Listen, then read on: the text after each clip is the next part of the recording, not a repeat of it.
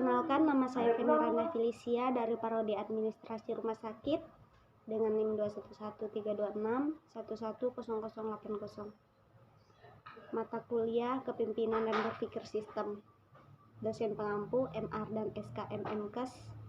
Soal pertama, apa yang dimaksud dengan kepemimpinan? Kepemimpinan itu adalah tentang bagaimana pengaruhi orang lain, bawahan, atau pengikut agar mau mencapai tujuan yang diinginkan oleh pemimpin. 2. Jelaskan tentang teori munculnya kepemimpinan. Teori kepemimpinan menjelaskan munculnya kepemimpinan adalah sebagai berikut: teori genetis, teori sosial, dan teori ekologis. Teori genetis menyatakan pemimpin itu tidak dibuat, akan tetapi dilahir jadi pemimpin oleh bakat-bakat alami yang luar biasa sejak lahir. Secara filsafat, teori tersebut menganut pandangan deterministis. Teori sosial, pemimpin itu harus disiapkan, dididik, dan dibentuk, tidak terlahirkan begitu saja. Setiap orang bisa menjadi pemimpin melalui usaha penyiapan dan pendidikan serta didorong oleh kemauan sendiri.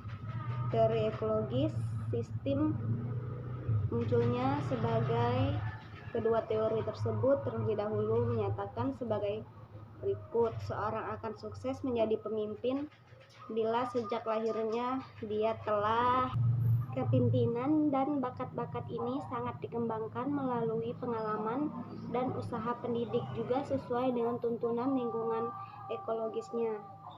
3. Jelaskan tentang fungsi manajemen administrasi. 3. Fungsi tentang manajemen administrasi.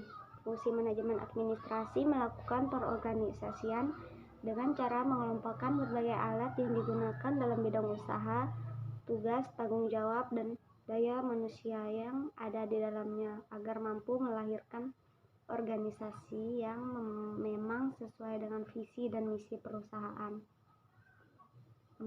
Perbedaan kepemimpinan dan manajemen. Manajemen terkait dengan perencanaan dan anggaran, sementara kepemimpinan terkait dengan memberikan arahan. Manajemen terkait dengan perorganisasian dan staffing, sedangkan kepemimpinan terkait dengan menyelenggarakan orang. 5. Perbedaan pimpinan dan manajer. Pimpinan akan berpikir secara visioner untuk melihat perkembangan perusahaannya di masa mendatang, dan tugas seorang manajer adalah membuat rencana untuk menjalankan visi misi tersebut serta melakukan pengukuran terhadap visi misi yang dibuat. 6. Bagaimana ciri-ciri seorang pemimpin? Ciri-ciri seorang pemimpin yang baik: integritas, mampu berkomunikasi dengan baik, berpengambilan keputusan yang baik, tanggung jawab yang bisa dipercaya, percaya diri dan optimis, kecerdasan emosional, transparansi, perlakuan baik terhadap seseorang dan terhadap orang lain serta karyawan. 7. Jelaskan konsep teori perilaku, karakter, transponal, dan transisional. Teori perilaku yang direncanakan merupakan suatu teori terkait hubungan antara keyakinan dan perilaku. Teori inilah yang menyatakan bahwa sikap terhadap perilaku, normal subjektif, dan persepsi pengadilan perilaku bersama-sama membentuk nilai perilaku individu. Teori karakter adalah suatu penggambaran tingkah laku yang dilakukan dengan memperlihatkan dan menonjolkan nilai benar, salah, baik, buruknya secara implisit maupun eksplisit. Teori transisional. Kepemimpinan transisional atau yang sering disebut kepemimpinan karismatik adalah sikap kepemimpinan yang menciptakan visi dan lingkungan yang memotivasi para karyawan untuk berprestasi melampaui harapan. teori transisional ini beranggapan bahwa kestabilan struktur dan fungsi ternyata tidak selalu membuat organisasi jadi efisien. Organisasi harus memberikan perhatian penting pada aspek human relation. Apa kompetensi kepemimpinan? Kompetensi kepemimpinan adalah keterampilan dan perilaku pimpinan yang berkontribusi pada kinerja unggul. Dengan menggunakan pendekatan berbasis kompetensi untuk kepemimpinan, organisasi dapat mengidentifikasi dan mengembangkan generasi pemimpin mereka dengan baik. 9. Bagaimana cara pemimpin yang efektif?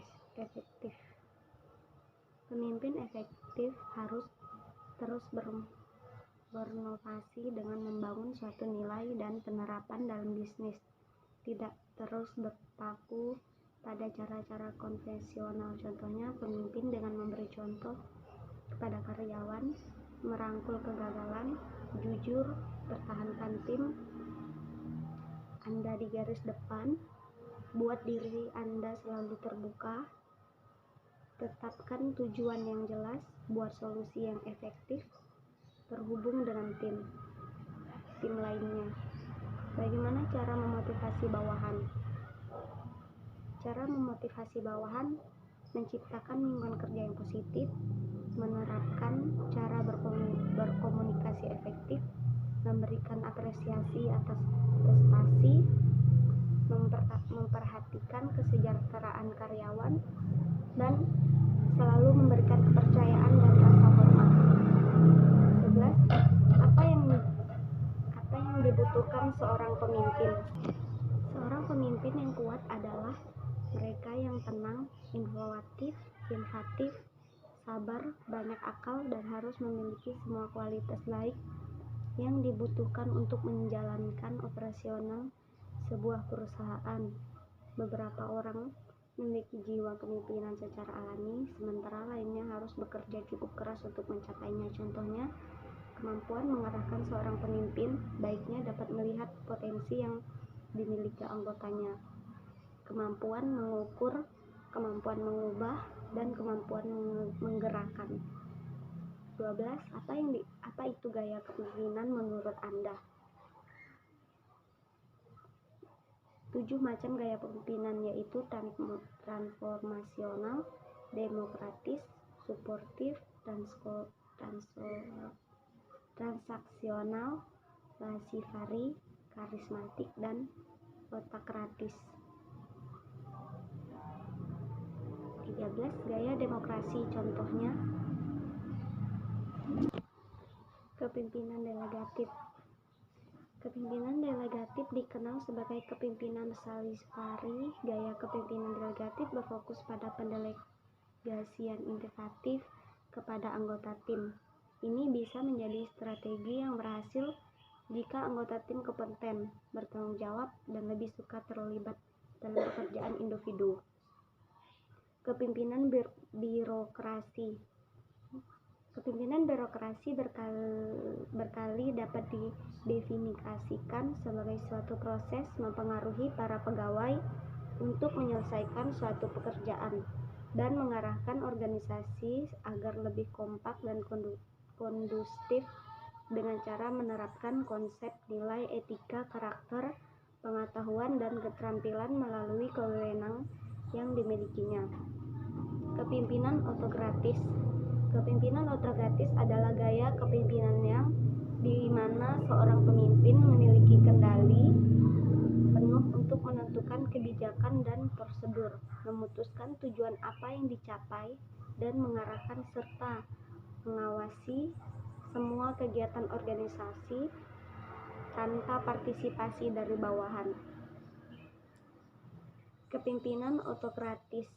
Kepemimpinan otokratis adalah gaya kepemimpinan di mana seorang pemimpin memiliki kendali penuh untuk menentukan kebijakan dan serta prosedur, memutuskan tujuan apa yang ingin dicapai, dan mengarahkan serta mengawasi sebagai kegiatan organisasi tanpa partisipasi dari bawahan. 14. Gaya bebas. Sebutkan kelebihan dan kekurangannya beserta contohnya. Gaya kepemimpinan kendali bebas. Lasari mendeskripsikan pemimpin yang secara keseluruhan memberikan karyawannya atau kelompok kebebasan dalam pembuatan keputusan dan menyelesaikan pekerjaan menurut cara yang menurut karyawannya paling sesuai. Kelebihan dan kelemahan gaya kepemimpinan bebas. Kelebihannya adalah keputusan berdasarkan keputusan anggota, tidak ada dari kepemimpinan. Kelemahan pimpinan sama sekali tidak memberikan kontrol koreksi terhadap pekerjaan. Kelemahannya adalah pimpinan sama sekali tidak memberikan kontrol dan koreksi sepenuhnya kepada bawahannya tanpa petunjuk atau saran-saran dari pemimpin.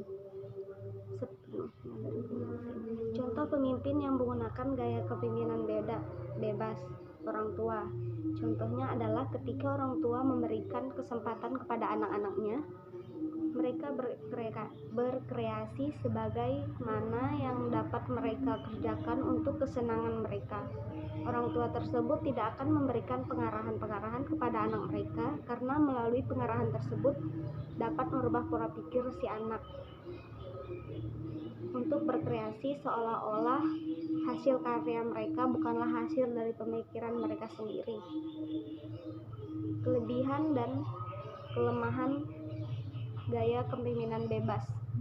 Kelebihannya adalah keputusan berdasarkan keputusan anggota, tidak ada dominasi dari kepemimpinan. 15. Menurut Anda ada 3 otoritas demokratis dan bebas yang mana sesuai dengan kondisi saat ini? Pemimpin itu tidak lahir dari rahim biologis melainkan ditempat secara ideologis. Setiap orang ada masanya dan setiap masa ada orang-orangnya. Ungkapan ini menyiratkan pesan penting bahwa dibutuhkan kepemimpinan yang berbeda untuk masa atau waktu berbeda, tantangan, kecenderungan, perubahan-perubahan, dan kompleksitas sistem masalah akan berbeda dari satu masa ke masa yang lain. Demikian, sekian dari saya. Terima kasih.